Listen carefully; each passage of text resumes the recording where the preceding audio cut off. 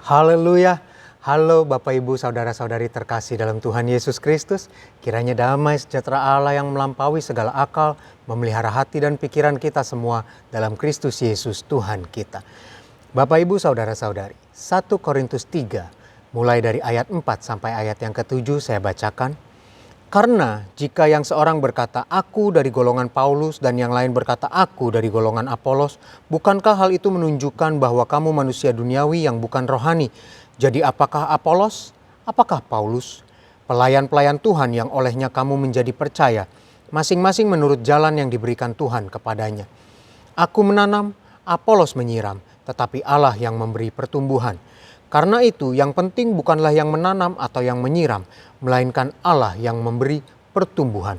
Bapak Ibu Saudara-saudari, Allah yang memberi pertumbuhan. Dan kita sudah mendengar bahwa firman Allah itu adalah roh dan hidup. Dan karena firman Allah roh dan hidup, Dia memberi pertumbuhan.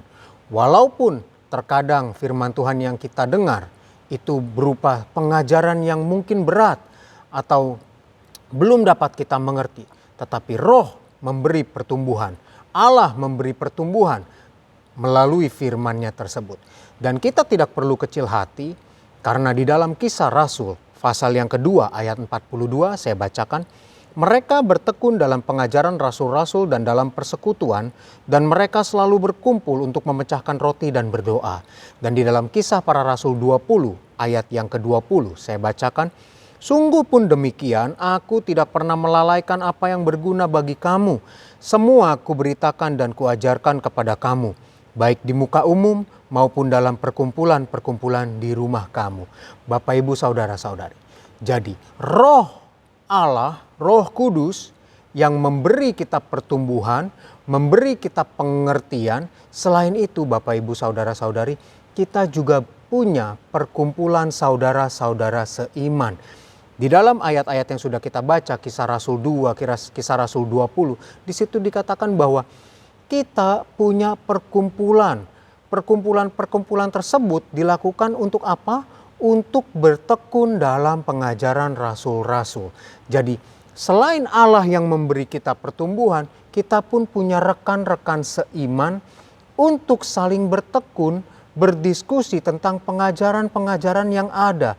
Dan dalam diskusi tersebut, dalam ketekunan kita berkumpul dalam lingkungan saudara-saudara, di situ kita bisa saling memperkaya, kita saling menajamkan, kita saling membangun dalam pengajaran. Jadi hal-hal yang tidak kita mengerti, baik dari Allah memberi pengertian, kita pun secara horizontal saling menguatkan, saling menajamkan, saling memperkaya satu sama lain.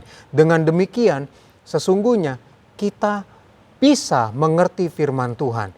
Jadi kalau ada firman Tuhan yang diberitakan berupa pengajaran, Bapak Ibu tidak usah langsung berselisih atau langsung berselisih di sini dalam artian berselisih dengan internal kita sendiri atau dalam pikiran kita sendiri bahwa wah firman Tuhannya saya nggak ngerti nih, waduh saya nggak akan bertumbuh dan seterusnya dan seterusnya. Tidak perlu Bapak Ibu, kita cari solusinya berdasarkan apa yang firman Tuhan katakan.